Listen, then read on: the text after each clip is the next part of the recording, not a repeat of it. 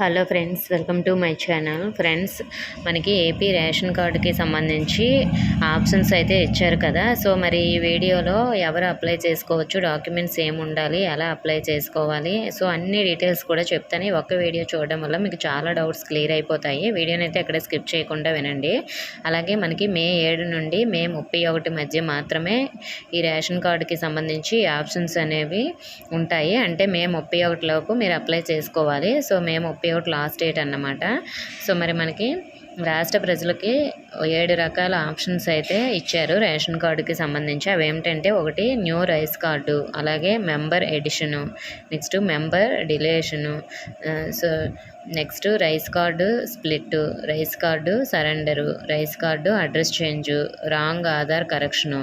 So ఇవైతే ఇచ్చారన్నమాట. So మరి ఈ రేషన్ కార్డు 7 రకాల సర్వీసులను ఎవరికి వారు ఏ సచివాలయం పరిధికి వస్తారో ఆ గ్రామ వార్డు సచివాలయంలో మాత్రమే దరఖాస్తు చేసుకోవాలండి. ప్రస్తుతానికి గ్రామ వార్డు సచివాలయాల్లో దరఖాస్తు చేసుకోవడానికి మాత్రమే అవకాశం ఉంది. ఏపీ ప్రభుత్వము మే 2వ వారం నుంచి మనమిత్ర వాట్సాప్ గవర్నెన్స్ ద్వారా కూడా దరఖాస్తు చేసుకోవడానికి ఆప్షన్ అయితే కల్పించడం జరుగుతుందని మనకి ఇంతకు ముందే తెలియజేశారు మంత్రి గారు. సో మరి రేషన్ కార్డు విభజన మినహా మిగిలిన సర్వీసులు అన్నిటికి కూడా అప్లికేషన్ ఫీజు 24 రూపాయలు మాత్రమే.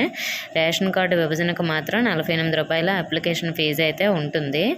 మరి దరఖాస్తు చేయాలంటే తప్పనిసరిగా కొన్ని డాక్యుమెంట్స్ అనేవి ఉండాలి. దేనికి ఏ డాక్యుమెంట్స్ ఉండాలో ఇప్పుడు చూద్దాం. న్యూ రైస్ కార్డు కోసం అప్లై చేయాలనుకోండి, అప్లికేషన్ ఫామ్ ఒకటి, అలాగే మీ ఇంట్లో ఎంతమంది ఉంటారో అంతమంది ఆధార్ కార్డులు, అలాగే నెక్స్ట్ మనకి అప్లికేషన్ ఫామ్తో పాటు adding member Aadhaar card, next rice card మీరైతే ఇవి తీసుకువెళ్ళాలి. కొత్తగా రైస్ కార్డు అప్లై చేసుకోవడం కోసం, అంటే మీ ఓల్డ్ రైస్ కార్డు ఉంటుంది కదా అది. సో మరి మెంబర్ ఎడిషను అంటే మెంబర్ని ఎవరినైనా యాడ్ చేయాలనుకోండి మీది రైస్ కార్డులో, డేట్ ఆఫ్ బర్త్ సర్టిఫికేట్, ఇది చిల్డ్రన్స్ అయితే ఖచ్చితంగా డేట్ ఆఫ్ బర్త్ సర్టిఫికేట్ అనేది ఉండాలి. అదే ఒకవేళ మ్యారేజ్ అయిన వాళ్ళకైతే మ్యారేజ్ సర్టిఫికేట్ ఉండాలి, అది ఫర్ బ్రైడ్కి. సో మ్యారేజ్ ఫోటో అంటే మనకి మ్యారేజ్ ఫోటో కూడా ఉండాలి. అలాగే బ్రైడ్ పేరెంట్స్ ఆధార్ కార్డు ఉండాలి. సో ఇవైతే తీసుకువెళ్ళాల్సి ఉంటుంది. స్ప్లిట్ కార్డు కోసం అయితే మనకి అంటే కార్డ్ నుంచి స్ప్లిట్ అవ్వడం కోసం అప్లికేషన్ ఫామ్ ఒకటి, ఆధార్ కార్డ్స్ ఒకటి, అంటే ఎవరెవరు ఉన్నారో వాళ్ళ Aadhaar card, next rice card, అలాగే మ్యారేజ్ సర్టిఫికేట్ అయితే ఉండాలి. సో ఇది మ్యారీడ్ కపుల్ కోసం. నెక్స్ట్ అడ్రస్ చేంజ్ కోసం అయితే ఏమేమి ఉండాలంటే, అడ్రస్ చేంజ్ కోసం అప్లికేషన్ ఫాము ఉండాలి, అడ్రస్ ప్రూఫ్ ఒకటి ఉండాలి, అలాగే రైస్ కార్డు ఒకటి ఉండాలి, ఆధార్ కార్డు అందరివి కూడా ఉండాలి, మన ఫ్యామిలీ మెంబర్స్వి. నెక్స్ట్ సరెండర్ కార్డు కోసం, అంటే మీకు రేషన్ కార్డు అవసరం లేదు, మేము గవర్నమెంట్కి సరెండర్ చేసేస్తాం అనుకుంటే application form, Aadhaar card, next rice card ఇవన్నీ ఉండాలి. ఒకవేళ ఆధార్ కరెక్షన్ కోసం అయితే మీ ఆధార్ నెంబర్ తప్పుగా ఉంటే మాత్రం మీ రైస్ కార్డులో application form, Aadhaar cards, rice card ఇవైతే తీసుకువెళ్ళాలి. మెంబర్ని డిలీట్ చేయడం కోసం రేషన్ కార్డు నుంచి మనకి అప్లికేషన్ ఫామ్ ఒకటి తీసుకువెళ్ళాలి, రైస్ కార్డు ఒకటి, డెత్ సర్టిఫికేట్. సో ఇవన్నీ అయితే తీసుకువెళ్ళాల్సి ఉంటుందండి డాక్యుమెంట్స్. ఈ డాక్యుమెంట్స్ తీసుకొని వెళ్ళి మీ సచివాలయంలో ఇవ్వాలి. మరి ఈ ఫామ్స్ ఎక్కడ దొరుకుతాయి అంటే, ఈ ఫామ్స్ అనేవి మీ దగ్గరలో ఉన్న మీ సేవలో కానీ నెట్ సెంటర్లో కానీ ఎక్కడైనా మీ విలేజ్లో ఉంటాయి, చూడండి. నెక్స్ట్ అప్లై చేసిన తర్వాత దరఖాస్తుదారుడు దరఖాస్తు ఫారంతో సరిపడా సపోర్టింగ్ డాక్యుమెంట్లతో గ్రామ లేదా వార్డు సచివాలయంలో దరఖాస్తు చేసుకున్న తర్వాత రసీదు తీసుకోవాలన్నమాట. సో వాళ్ళు అయితే ఒక రసీదు ఇస్తారు. రసీదు తీసుకుని ఆ రసీదులో ఇచ్చినటువంటి దరఖాస్తు నెంబరు, మనకి టీ నెంబర్తో మొదలైనటువంటి నెంబర్తో సచివాలయంలో పంచాయతీ కార్యదర్శి లేదా విఆర్ఓ లేదా డిజిటల్ అసిస్టెంట్ లేదా మహిళా పోలీస్ వారి మనకి యాప్ ఉంటుంది కదా. సో మరి డబ్ల్యూఎస్ ఎంప్లాయ్ యాప్లో ఈ రేషన్ కార్డు ఈకేవైసీ అయితే పూర్తి చేయాల్సి ఉంటుంది. ఈకేవైసీ పూర్తి చేసిన తర్వాత సంబంధిత అప్లికేషను విఆర్ఓ వారి లాగిన్కి వెబ్సైట్లో ఫార్వర్డ్ అవుతుంది. అక్కడ వారి అప్లికేషన్ ఫార్వర్డ్ చేసి అప్లికేషన్ సంబంధిత ఎంఆర్ఓ వారి తుది ఆమోదం కోసం మనకి అంటే ఫైనల్గా ఆమోదం చేయడం కోసం వారి లాగిన్లోకి వెళ్తుంది.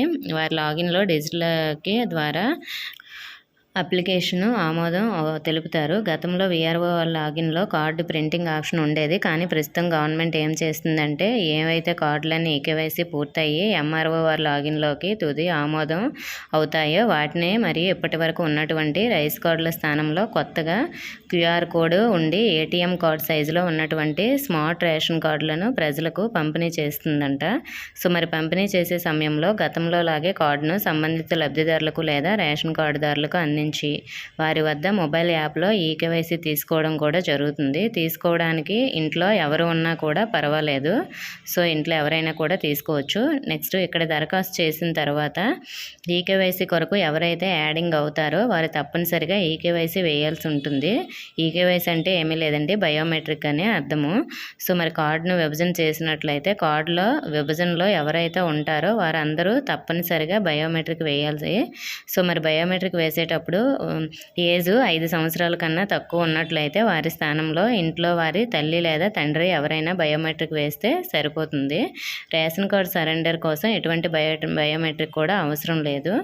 రేషన్ కార్డులో చిరునామా మార్పుకు గాను మీరు ఎక్కడైతే దరఖాస్తు చేసుకున్నారో ఆ మండలం ఎంఆర్ఓ వారి లాగిన్లోకి తుది ఆమోదం చేసినట్లయితే నేరుగా కార్డు ప్రింట్ అయి వస్తుంది. కార్డులో సభ్యుల తొలగింపుకి అయితే మాత్రం సంబంధించినది ప్రస్తుతానికి ఎవరైతే చనిపోయి ఉంటారో వారికి మాత్రమే ఈ అవకాశం ఉంది. అటువంటి వారినే తొలగిస్తారు. అంటే ఎవరైనా కార్డులోంచి తొలగించేయాలనుకుంటే మాత్రం చనిపోయిన వాళ్ళు మాత్రమే తొలగించగలరు. ఇంకా వేరే ఎవరిని తొలగించడానికి ఆప్షన్ అయితే లేదు. అటువంటి వారిని మాత్రమే తప్పనిసరిగా వారి డెత్ సర్టిఫికేట్ అవసరం ఉంటుంది చనిపోయిన వారిని తొలగించడం కోసం. సో మరి ఈ విధంగా అయితే మనకు ఉంటుంది. మన అప్లికేషన్ స్టేటస్ అవన్నీ ఎలా తెలుసుకోవాలి అంటే మనకి ఒక ఆప్షన్ అయితే ఉందండి అప్లికేషన్ స్టేటస్ తెలుసుకోవడానికి కోసం. అంటే ఆల్రెడీ మీరు అప్లై చేసి ఉంటేనే ఇది తెలుసుకోగలరు. సో దీనికి సంబంధించిన లింక్ అనేది నేను నెక్స్ట్ ఇంకో వీడియో ఇచ్చి అందులో మీకు క్లియర్గా అయితే మీ స్టేటస్ తెలుసుకోవడం కోసం చెప్తాను. ఇంకా ప్రస్తుతానికి ఎవరు అప్లై చేయలేదు కాబట్టి. సో మరి మనకు లాస్ట్ డేట్ అయితే 31వ తేదీ కాబట్టి ప్రతి ఒక్కరూ అప్లై చేసుకోండి. ఇంకా మీకు రేషన్ కార్డుకి సంబంధించి చాలా డౌట్స్ ఉన్నాయి కదా, దానికి సంబంధించిన క్వశ్చన్ అండ్ ఆన్సర్స్ అయితే నేను నెక్స్ట్ వీడియోలో మీకు క్లియర్గా అయితే ఎక్స్ప్లెయిన్ చేస్తాను. సో మీకు ఇంకా రేషన్ కార్డుకి సంబంధించి ఎలాంటి డౌట్స్ ఉన్నా కూడా కామెంట్ చేయండి.